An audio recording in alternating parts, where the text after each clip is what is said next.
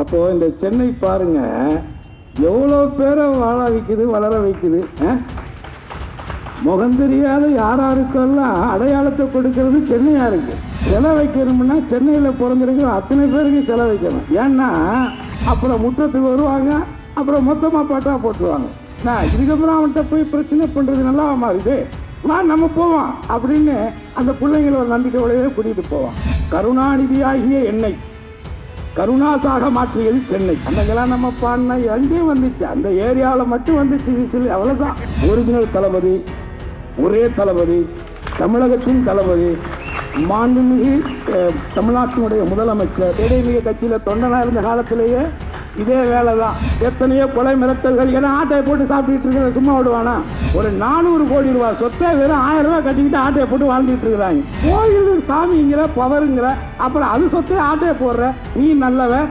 ஆட்டை போட்ட சொத்தையை நாங்கள் திருப்பி கவர்மெண்ட்டுக்கு எடுத்து கொடுத்தா நாங்கள் கெட்டவடா. சாமி கும்பிட்டு தான் வர்றேன். வீட்டை விட்டு கிளம்பும் பொழுது எப்போதுமே சாமியை கும்பிடுவேன். அதுக்காக சாமியே கெதிலாம் இருக்க மாட்டேன். நம்ம வீட்டுக்கு சாமியை வந்து வேலை செய்யும், நாம வேலை செய்யணும். எவ்வளோ பேருக்கு கொடுப்பார், அவளுக்கு கொடுப்பார், அது நடக்கும். அவளுக்கு கொடுப்பார், அவளை வச்சே பிழைப்பார், அது அவங்க பிரச்சனை. என்னப்பா இன்னைக்கு அவர் நம்மளை கூட்டணியில் வேற சீட்டு கொடுக்குறேன்னு சொல்லிட்டாருப்பா. முக்குளத்தோர் புலிப்படைக்கு தமிழ்நாட்டில் ஒரு சீட்டு கன்ஃபார்மு. வெற்றி சின்னம் உதயசீரன் தான் உங்க சின்னம்னு சொல்லிட்டாரு. உங்கள் மோடி மஸ்தான் வேலையெல்லாம் எடப்பாடியிடம்தான் காட்டலாம். உங்கள் மோடி மஸ்தான் வேலையெல்லாம் எடப்பாடியிடம்தான் காட்டலாம். திராவிட ஸ்டாலினிடம் காட்ட இயலாது, மாட்டிக்கொள்வீர்கள். ஏட்டிக்கு போட்டி எடப்பாடி நாக்கு திடலில் நடனமாடி, ஏட்டிக்கு போட்டி எடப்பாடி நாக்கு திடலில் நடனமாடி அரியணை அரிப்புக்கு அறிவிக்கிறார் இன்ஸ்டாமெண்டிலே திட்டங்களை. உங்கள் பிசினஸ் உங்கள் ஏரியாவில் டெவலப் ஆகணுமா? இன்றைய விளம்பரப்படுத்துங்கள் சென்னை எக்ஸ்பிரஸ் நியூஸ் பேப்பரில். மகிழ்ச்சி. அப்படியே கச்சேரி மேடையில் நிற்கிற மாதிரி தான் இருக்குது. பழைய ஞாபகம் தான் வருது. இதே செவ்வாக்கம் பகுதிகளெல்லாம் நிறைய இசை நிகழ்ச்சியெல்லாம் நடத்தியிருக்கோம். என்ன ஒரு அதிர்ச்சியான சந்தோஷம்னா, மேடையில் இருக்கிற பாதி பேர் நம்ம கூட இருந்த பசங்களாக இருக்காங்க. அதுதான் அதில் இல்லை, நம்ம பார்த்து நம்ம கூட வந்த பசங்களை மேடையில் இன்னைக்கு பின்னணி பாடகரா, கானா பாடகரா, இப்படி நல்ல இசை கலைஞர்களா பெரிய வளர்ந்து நிற்கிறத பார்க்கும்போது, ஒரு தகப்பனுக்கு பிள்ளைங்க வளர்ச்சி எப்படியோ அது மாதிரி தான் இவங்களை பார்க்கும்போது எனக்கு ஒரு மகிழ்ச்சியாக இருக்குது.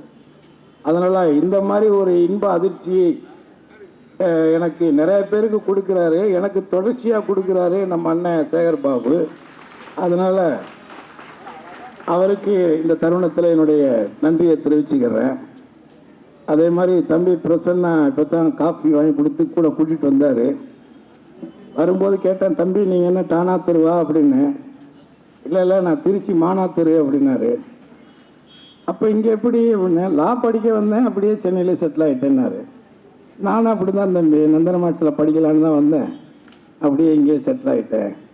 அப்போது இந்த சென்னை பாருங்க எவ்வளோ பேரை வாழ வைக்குது, வளர வைக்குது. முகம் தெரியாத யாராருக்கெல்லாம் அடையாளத்தை கொடுக்கறது சென்னையாக இருக்குது. புரியுதா இல்லையா?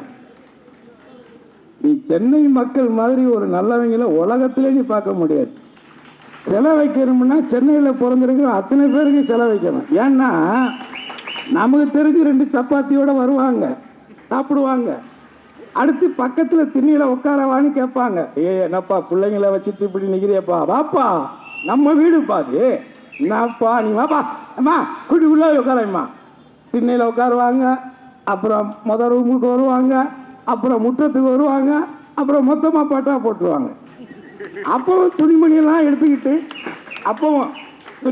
எடுத்துக்கிட்டு அம்மா நல்லதோ கெட்டதோ கொடுத்துட்டோம், வாங்கிட்டான், நான் இதுக்கப்புறம் அவன்கிட்ட போய் பிரச்சனை பண்ணுறது நல்லா மாறுது, நம்ம போவோம் அப்படின்னு அந்த பிள்ளைங்களை ஒரு நம்பிக்கையோடவே கூட்டிகிட்டு போவான். இப்படி ஒரு மனசு உள்ள மக்களை நான் சும்மா ஏதோ இதுக்கு பேசுகிறேன்னு நினைக்காதீங்க.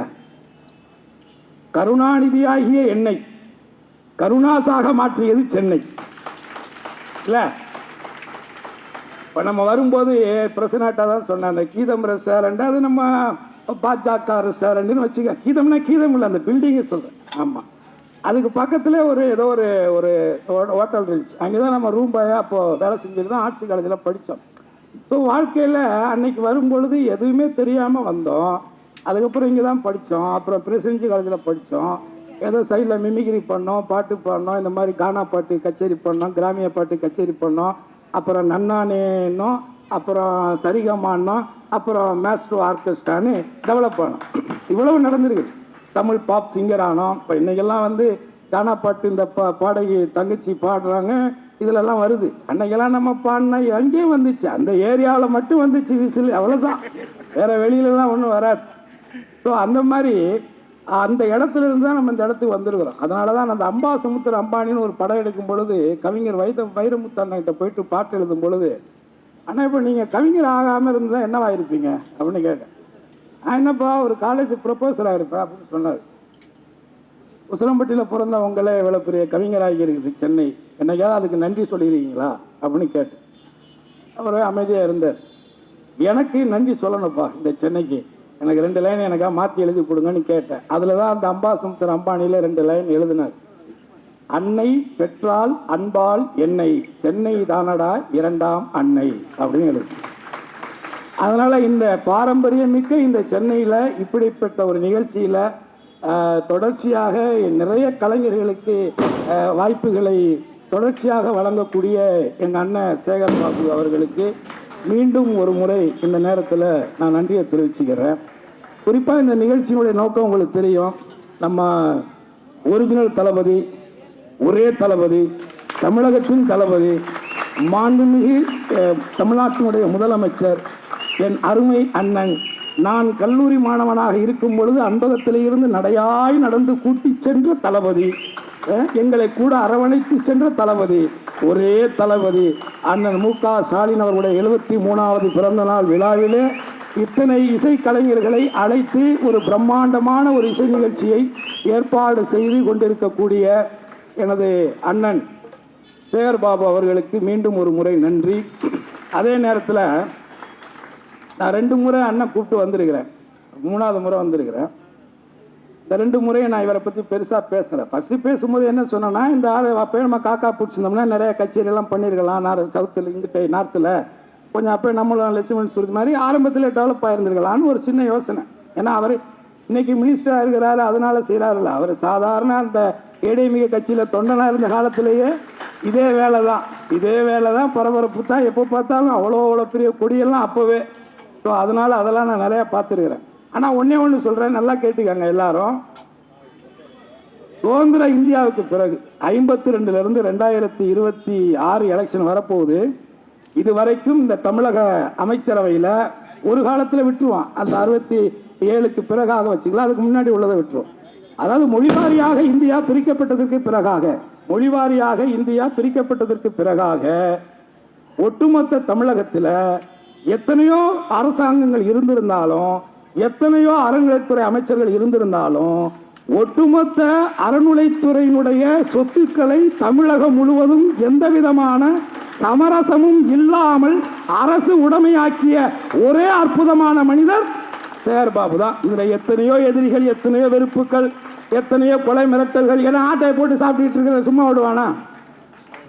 மொத்தமாக உட்காந்து ஆட்டையை போட்டு 50 ஒரு இடத்த இன்னைக்கு சென்னையில் நார்மலாக ஒரு குடும்பம் வாடகைக்கு இருக்கிறோம்னா 10,000 ரூபாய் கேவலம். நான் ரொம்ப ரொம்ப கம்மியாக சொல்கிறேன். ஒரு 20,000 ரூபாய் இல்லைவா நீ ஓரளவு மரியாதைன்னு ஒரு வீட்டில் வாழ முடியாது. ஆனால் ஒரு 400 கோடி ரூபாய் சொத்தை வெறும் 1000 ரூபாய் கட்டிக்கிட்டு ஆட்டையை போட்டு வாழ்ந்துட்டு இருக்கிறாங்க. இதை கேட்டால் உடனே நீங்கள் வந்து எங்கள் ஆன்மீகத்துக்கு எதிரானவர், எங்கள் இதுக்கு எதுக்கிட்ட கோயில் சாமிங்கிற பவருங்கிற, அப்புறம் அது சொத்தையே ஆட்டையை போடுற நீ நல்லவன், ஆட்டை போட்ட சொத்தையை நாங்கள் திருப்பி கவர்மெண்ட்டுக்கு எடுத்து கொடுத்தா நாங்கள் கெட்டவடா? இது நீங்கள் யோசிச்சு பாருங்களேன். அப்போது கேப்பையில் நெய் வெடியுதுன்னா கேட்குறவன் கேனையனாக இருக்கணும், நாம் கேனையன்னு அவங்க நினைக்கிறாங்க. புரியுதுங்களா? எல்லாம் இப்போ நானும் பொட்டு வச்சுருக்கிறேன், சாமி கும்பிட்டு தான் வர்றேன். வீட்டை விட்டு கிளம்பும் பொழுது எப்போதுமே சாமியை கும்பிடுவேன். அதுக்காக சாமியே கெதியெல்லாம் இருக்க மாட்டேன். சாமியாக நமக்காக வந்து வேலை செய்யும், நம்ம வீட்டுக்கு சாமியாக வந்து வேலை செய்யும். நாம் வேலை செய்யணும், நாம் உழைக்கணும், நாம் சம்பாதிக்கணும். நம்ம பொண்டாட்டி பிள்ளைங்களுக்கு நாம் தான் நைட்டிலேருந்து தங்கத்துலேருந்து எல்லாமே வாங்கி கொடுக்கணும். அதை விட்டுட்டு எல்லாமே அவர் கொடுப்பாருன்னா அவர் எப்படி கொடுப்பார்? எவ்வளோ பேருக்கு கொடுப்பார்? அவளுக்கு கொடுப்பார். அது நடக்கும். அவளுக்கு கொடுப்பார். அவளை வச்சே பிழைப்பார். அது அவங்க பிரச்சனை, நமக்கு அது பிரச்சனை. ஆனால் நம்ம என்ன சொல்கிறோம்? சாமி சொட்ட ஆட்டையை போடாதப்பா அப்படின்னு சொல்கிறோம். அதை திருப்பி கொடுங்கப்பா அப்படின்னு சொல்லி வாங்கி இன்னைக்கு எனக்கு அது கவுண்டு தெரில. அது எனக்கு மட்டும் தெரியணும். உங்கள் துறை சார்ந்த பிஏ வாங்க. கோயில் கும்பாபிஷேகம் நிறைய பேசலாம். அண்ணனை பற்றி நான் இது எதுக்கு சொல்கிறேன்னா, அதாவது சிவன் சொத்து குலநாசம்னு சொல்லுவாங்கல்ல. ஆனால் பாதி பேர் இப்போ சிவன் சொத்துலாம் வாழ்ந்துட்டு இருக்கான். அது ஒரு பக்கம் வச்சுக்குவோம். ஆனால் நீங்கள் ரெக்கார்டாக எனக்கு தெரியல, நான் சொல்கிறேன். நாளைக்கே நான் ஒரு இது கூட போடுறேன் அதை சோசியல் மீடியாவில். இந்த இத்தனை ஆண்டு காலங்களில் கடவுள் சத்தியமாக சேகர்பாபு மாதிரி அறநிலைத்துறைக்கு செஞ்ச ஒரு அமைச்சர் கிடையாது. நான் சேலஞ்சு பண்ணுறேன். யாராவது இந்த தமிழ்நாட்டில் என்னையா பெருசாக பண்ணிட்டார் அவர் அப்படின்னு சொல்கிறவங்க யாராவது ஒருத்தங்க இருந்தால், I am ready to debate with my brother Prasanna. என்ன பிரசன்னா சேனல், அவருக்கு தான் நிறைய சேனல் கான்டாக்ட் நிறைய வச்சுக்காரு. டிவி கேமரா இருக்கா இல்லையே, பிரசன்னா இருப்பார் இங்கே. அதனால் இந்த அற்புதமான ஒரு நிகழ்வில் உங்கள் எல்லாரையும் சந்தித்ததில், அதுவும் தளபதியினுடைய பிறந்த நாள் நேற்று தளபதியை பார்த்து சால்வை போட்டு ஒரு மனுஷனுக்கு யோசிச்சு பாருங்க. காலேஜில் 18 வயசு இருக்கும். அப்போ தம்மா துண்டு இருப்பேன் ஒல்லியா, அப்படியே பின்னாடி அவர் வேற அப்போ ஹீரோ மாதிரி முட்டியும் கிட்டியெல்லாம் பயங்கரமாக வச்சுருப்பார். வெள்ளை பேண்ட்டு வெள்ளை சட்டை. அப்போ அந்த இளைஞரணியெல்லாம் பின்னாடி சரன்னு வருவாங்க. இப்படி பார்த்த ஒரு தளபதியை இன்னைக்கு பக்கத்தில் போய் பார்க்குறோம், கை கொடுக்குறோம், சால்வை போடுறோம். எவ்வளோ பெரிய மேட்ரு இது. என்ன சைலண்டாக பார்க்குறீங்க? உண்மையா இல்லையா? என்னப்பா இன்னைக்கு அவர் நம்மளை கூட்டணியில் வேற சீட்டு கொடுக்குறேன்னு சொல்லிட்டாருப்பா. முக்குளத்தோர் புலிப்படைக்கு தமிழ்நாட்டில் ஒரு சீட்டு கன்ஃபார்மு. வெற்றி சின்னம் உதயசீரன் தான் உங்கள் சின்னம்னு சொல்லிட்டாரு. இதுக்கு மேலே வேற என்ன வேணாம்? இதுக்கு மேலே வேற என்னப்பா வேணாம்? அதனால் இந்த மகிழ்ச்சியான தருணத்தில் எல்லாரும் என்ன நான் பேசுவேன். நான் இப்போ இது இந்த இடம் நம்ம மக்கள், உங்களில் ஒருத்தனாக இருந்து வளர்ந்தவன் இந்த சென்னையில். அதனால் நான் உங்கள் கூட ஒருத்தனாக உங்கள் குடும்பத்தில் ஒருத்தனாக நான் பேசுகிறேன். மனசுக்கு பட்டது நம்ம எழுதி வச்சு பேசுகிற பழக்கம் கிடையாது. ஆனால் எனக்குள்ள ஒரு கவிஞன் இருக்கான். அது நிறையா பேருக்கு தெரியாது. நானும் ஒரு கலைஞன் மட்டும் இல்லை, ஒரு கவிஞன். அதனால் தளபதியோட இந்த பிறந்த நாள், இந்த 73வது பிறந்த நாளுக்காக ஒரு கவிதை வீட்டில் உட்காந்து எழுதி எடுத்தாந்துருக்கிறேன். படிங்க, கேளுங்க. கேட்டுட்டு அண்ணன் என்ன சொல்கிறீங்கன்னு பாரு. கவிதை வாசித்தா 2 வாட்டி வாசிக்கன்னு சொல்லுவாங்க. நான் அப்படிலாம் வாசிக்க மாட்டேன், ஒரே வாட்டி தான் வாசிப்பேன். டைம் ஆகுது. காலம் முழுக்க காலையில் எழும் சூரியனை போல், காலம் முழுக்க காலையில் எழும் சூரியனை போல், இனி வாழும் காலமெல்லாம் ஆட்சியில் அமரப்போகும் எங்களின் ஓய்வறியா உதய சூரியன் அண்ணன் ஸ்டாலின் அவர்களுக்கு எனது இனிய பிறந்த நாள் வாழ்த்துக்கள். நம்ம எல்லார் சார்பாகவும் அவருக்கு வாழ்த்துக்கள். அறிஞர் அண்ணா திராவிட வயலை உழுது பண்படுத்தினார். அறிஞர் அண்ணா திராவிட வயலை உழுது பண்படுத்தினார். முத்தமிழ் அறிஞர் கலைஞர் அந்த திராவிட வயலில் நல்ல விதையை விதைத்தார். அந்த நல்ல விதைதான் இன்று நாடாளும் அண்ணன் ஸ்டாலின். திராவிட விதைகள் ஒருபோதும் பதறுகளாவதில்லை. திராவிட விதைகள் ஒருபோதும் பதறுகளாவதில்லை. அது நூற்றாண்டுகளை கடந்து விளையும் வீரியமிக்க விதை. இதை உணர்பவர்கள் உணர்ந்து கொள்ளட்டும். இனியும் தமிழ்நாட்டு விடியலுக்காக திராவிட விதை விளையும் விளையும் விளையும்.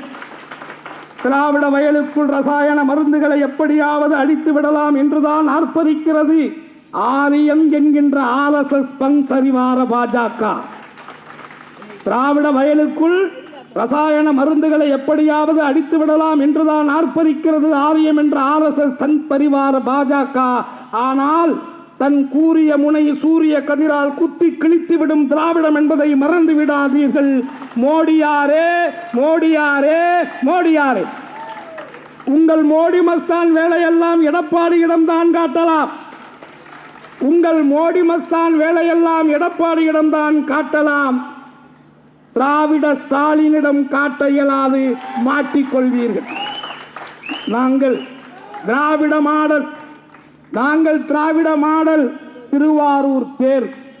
இதில் பாஜகவாக இருந்தாலும் பாகற்காயாக இருந்தாலும் தேர்காலில் சிக்கினால் உருத்தெரியாது நசுங்கிவிடும், மறந்து விடாதீர்கள். திராவிட மாடல் என்பது சமூக நீதி மாடல். அது மக்கள்களின் தேடல். தேடலை அறிந்து தேவையை கொடுப்பதுதான் திராவிட மாடல் என்பதை புரிந்து கொள்ளுங்கள். ஏட்டிக்கு போட்டி எடப்பாடி நாக்கு திடலில் நடனமாடி, ஏட்டிக்கு போட்டி எடப்பாடி நாக்கு திடலில் நடனமாடி அரியணை அரிப்புக்கு அறிவிக்கிறார் இன்ஸ்டாமெண்டிலே திட்டங்களை. இனி திட்டங்கள் மட்டுமா, உங்கள் கொட்டமும் அடங்கும் காலம் மீது. நாக்கை 40 கிலோமீட்டர் நீட்டினாலும், எடப்பாடியினுடைய நாக்கை நீங்கள் 40 கிலோமீட்டர் நீட்டினாலும் வாக்கை வாங்க முடியாது. நாங்கள் உங்கள் நாணயமற்ற நாக்கையும் துலுக்கெடுப்பார்கள் மக்கள். 5 ஆண்டு காலம் தொடக்க முதல் இன்று வரை வாரி வழங்கும் திராவிட வள்ளலாய் வளர்ந்து நிற்கிறார் அண்ணன் ஸ்டாலின் அவர்கள். 5 ஆண்டு காலம் தொடக்க முதல் இன்று வரை வாரி வழங்கும் திராவிட வள்ளலாய் வளர்ந்து நிற்கிறார் அண்ணன் ஸ்டாலின். தமிழ்நாட்டின் வளர்ச்சி பயணத்தில் மகிழ்ச்சியூட்டும் திட்டங்களை அன்றாடம் அறிவிக்கிறார் அண்ணன் ஸ்டாலின். திராவிட முன்னேற்ற கழகம் அழியாத வரலாற்றை அடைந்து விட்டது. இனி அது உதயநிதியை கடந்து உயரும். திமுக அழியாத வரலாற்றை அடைந்து விட்டது. இனி அது உதயநிதி கடந்தும் உயரும். ஒருவரையும் பின்தங்க விடமாட்டோம், ஒருவரையும் பின்தங்க விடமாட்டோம். வெல்வோம் ஒன்றாக. இது நம்பிக்கை ஒளிவீச்சின் முழக்கமாக. எதிரிகளுக்குத்தான் அன்றாடம் கலக்கம். தமிழ்நாடு முதல்வர் என்று அறிவித்தார் 5000, இன்று அறிவித்தார் 2000, நாளை அறிவிப்பார். முதியோர், மாற்றுத்திறனாளிகள், கைம்பெண்கள், திருநங்கைகள், மீனவர்கள், தையிலை தோட்ட தொழிலாளர்கள் இவர்களின் உதவித்தொகையாக 2000 வந்தடைந்து விட்டது வங்கியிலே. வாழ்க வாழ்க என வாக்கு செலுத்தி வாழ்த்த இருக்கிறார்கள் மக்கள். விளிம்பு நிலை மக்களின் இதயத்தில் நீங்கா இடம் பிடித்து விட்டார் திராவிட முதல்வர். இப்போது பாஜக, அதிமுக மங்குனி தலைவர்களுக்கு இந்த பங்குனி வெயிலிலும் குளிர் காய்ச்சல் அடிக்க தொடங்கிவிட்டது. இப்போது பாஜக, அதிமுக மங்குனி தலைவர்களுக்கு இந்த பங்குனி வெயிலிலும் குளிர்காய்ச்சல் அடிக்க தொடங்கிவிட்டது. ஆம், அதிமுக கூடாரம் காலியாகிவிட்டது. படையை தூக்க வாயை பிளந்த பாஜக இப்பொழுது வாய் பிளந்து நிற்கிறது. படையை தூக்க வாய் பிளந்த பாஜக இப்போது வாய் பிளந்து நிற்கிறது. அதிமுக வெறும் காலி பெருங்காய டப்பா. அந்த டப்பா வண்டி பழனிசாமி பல்லிழிச்சு நிற்கிறார் பரிதாபமான நிலையிலே. மானமுள்ள தலைவர்கள் தாய் கழகத்திற்கு வந்து விட்டார்கள். ஆனால் ஆளே இல்லாத அதிமுக கடையில் யாருக்கு டீ ஆத்துகிறார் எடப்பாடி என்றுதான் தெரியவில்லை. ஆளே இல்லாத அதிமுக கடையில் யாருக்கு டீ ஆத்துகிறார் எடப்பாடி என்றுதான் தெரியவில்லை. மோடியும் அமித்ஷாவும் அடிக்கடி இந்த டீ கடைக்கு வருகிறார்கள். மோடியும் அமித்ஷாவும் அடிக்கடி இந்த டீ கடைக்கு வருகிறார்கள். மொத்தமாக கடையை மூடப் போகிறார்கள். இனி அனைத்திந்திய அண்ணா திராவிட முன்னேற்ற கழகம் அனைத்திந்திய பாஜக முன்னேற்ற கழகமாக முழுமையாக மாறிவிடும். முன்னாள் முதலமைச்சர் எடப்பாடி தேர்தல் முடிந்த மறுநாளில் வட்டச் செயலாளர் வண்டுமுருகனாகி விடுவார் என்பதிலே மாற்று கருத்து இல்லை. ஆமை புகுந்த வீடு அழியும் என்பார்கள். பாஜக புகுந்த கட்சி என்னவாகிவிடும் என்பதை எண்ணி பாருங்கள். இந்தியாவில் நடந்து கொண்டிருப்பதையும் உற்று பாருங்கள். தயவு செய்து நான் சொல்லுவதை இனியாவது கேளுங்கள். ஐயா எடப்பாடியாரே, தாய் கழகம் திமுகவுக்கே வந்து விடுங்கள். தேர்தல் வேலையாவது எளிதாகிவிடும். தேர்தல் வேலையாவது எளிதாகிவிடும். திமுக தலைவர், எங்கள் தலைவர், எங்கள் அண்ணன் உங்களை எந்த பங்கமில்லாது பாதுகாப்பார். கவலை எறிந்து கஞ்சி ஊத்துவார். கவலை எறிந்து கஞ்சி ஊத்துவார். நாளை நாடும் நமதே, 200 நமதே. நாளை நமதே, 200 நமதே. இன்னும் ஓரிரு மாதங்களில் மீண்டும் முதல்வராய் பிறக்க போகும் அண்ணன் மு.க. ஸ்டாலின் அவர்களுக்கு மீண்டும் எனது பிறந்தநாள் வாழ்த்துக்களை தெரிவித்துக் கோரி வெல்வோம் வெல்வோம் வென்று காட்டுவோம் என்று கூறி வாய்ப்புக்கு நன்றி கூறி விடைபெறுகிறேன். நன்றி, வணக்கம். கிளாசிஃபைட் ஆட்ஸ், டிஸ்ப்ளே ஆட்ஸ், சிறிய விளம்பரம் முதல் பெரிய விளம்பரம் வரை அனைத்து கடைகளிலும் வீடுகளிலும் இலவசமாக டிஸ்ட்ரிபியூஷன் செய்து தரப்படும் சென்னை எக்ஸ்பிரஸ் நியூஸ் பேப்பரில் always your neighbourhood news paper.